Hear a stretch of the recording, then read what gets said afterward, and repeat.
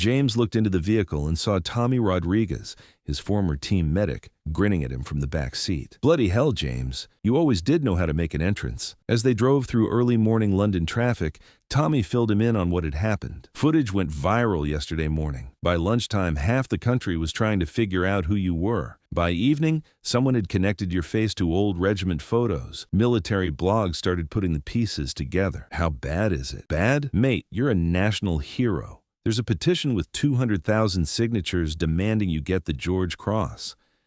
The Queen's office has been asking questions. You're trending on every social media platform.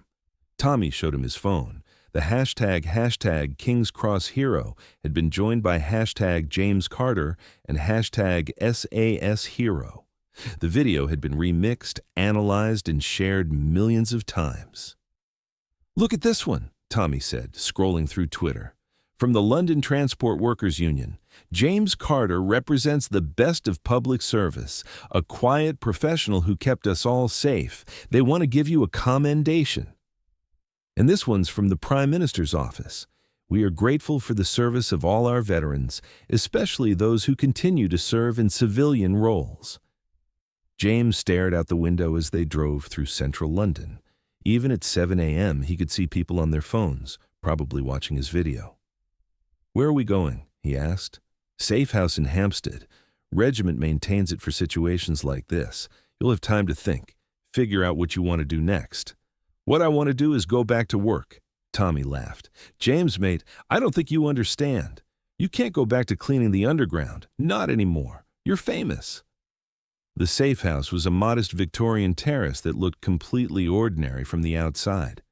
Inside, it was equipped with secure communications, bulletproof windows, and enough space for James to hide from the world while he figured out his next move. Colonel Harrison was waiting for them. "James," he said, standing as they entered, "you look tired." "Haven't slept much, sir." "I imagine not. Sit down. We need to talk about your options." Over the next hour, Colonel Harrison laid out the reality of James's situation. The video had made him one of the most recognizable faces in Britain. News organizations were offering six-figure sums for exclusive interviews.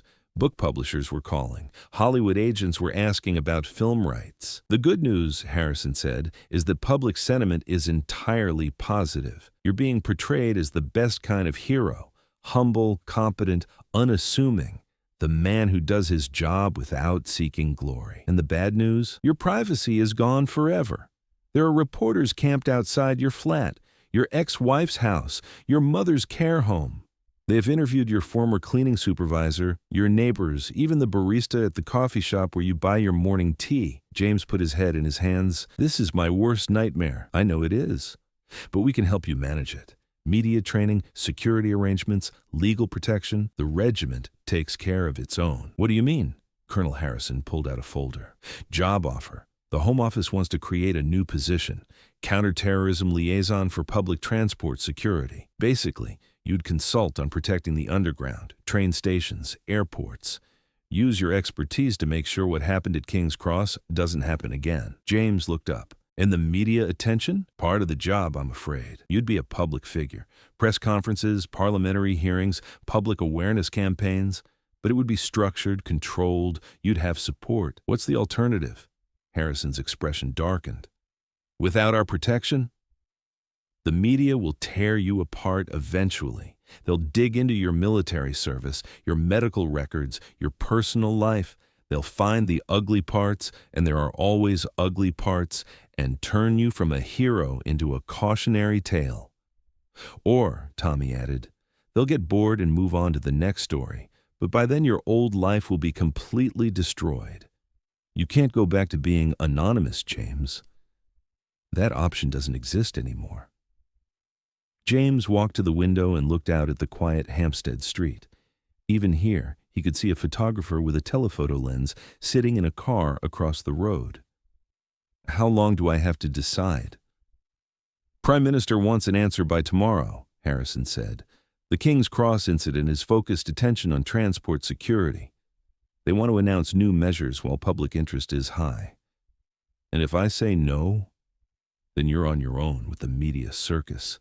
No support, no protection, no control over the narrative.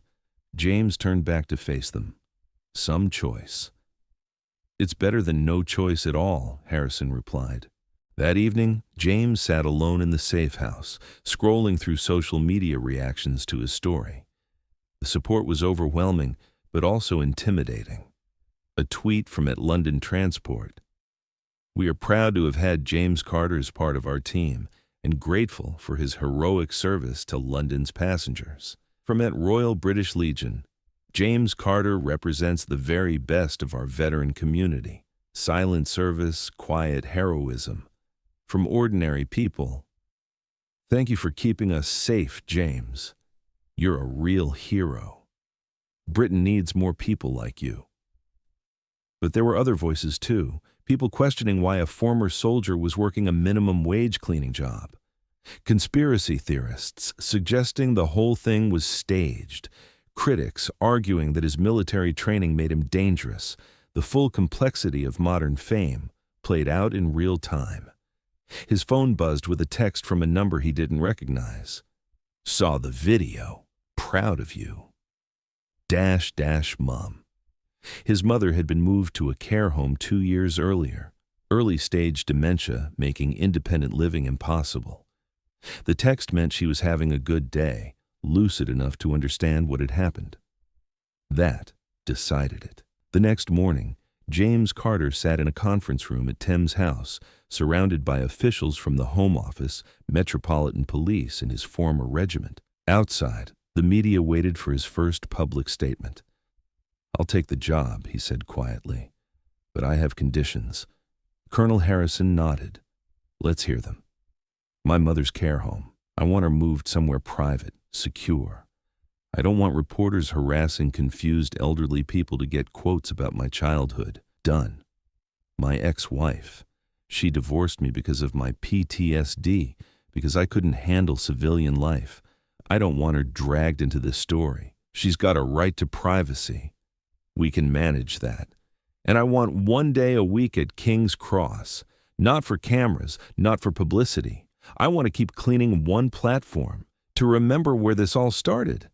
The Home Office official looked confused. Mr. Carter, your new salary will be 6 times what you earned cleaning. You won't need... It's not about the money, James interrupted. It's about the job. Someone has to clean those platforms. Someone has to notice things that don't belong.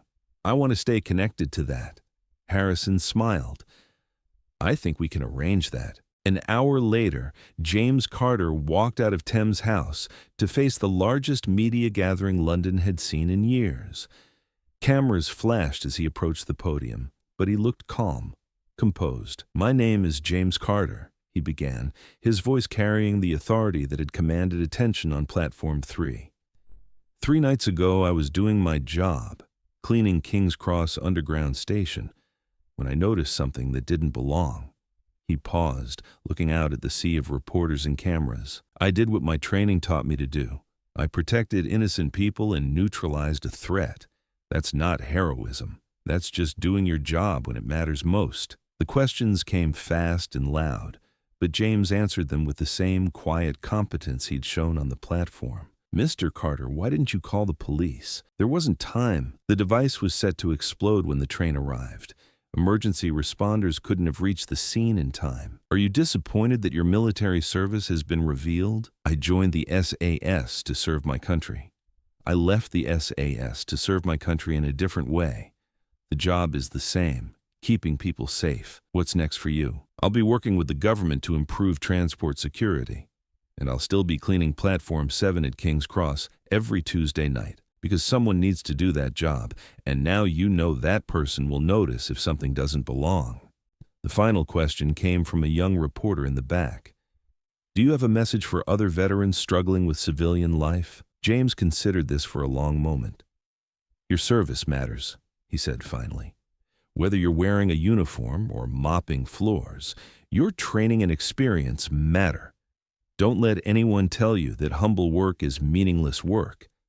The person who cleans the platform might be the person who saves the platform. As he walked away from the podium, James Carter was no longer just a cleaner who'd been caught on camera. He was something new, a bridge between the invisible world of public service and the very visible world of public recognition. The footage had made him famous, but what he did next would define what that fame meant. 6 months later, James Carter stood on Platform 3 at King's Cross, holding a mop and wearing his cleaning uniform. It was Tuesday night, 11:47 p.m., exactly 6 months after the incident. But this time, he wasn't alone. A small brass plaque had been installed on Bench 7 in recognition of quiet vigilance and public service. Let's see if he can defuse the bomb or not. We will find out in the next video. Subscribe and don't forget to like. What do you think he should do?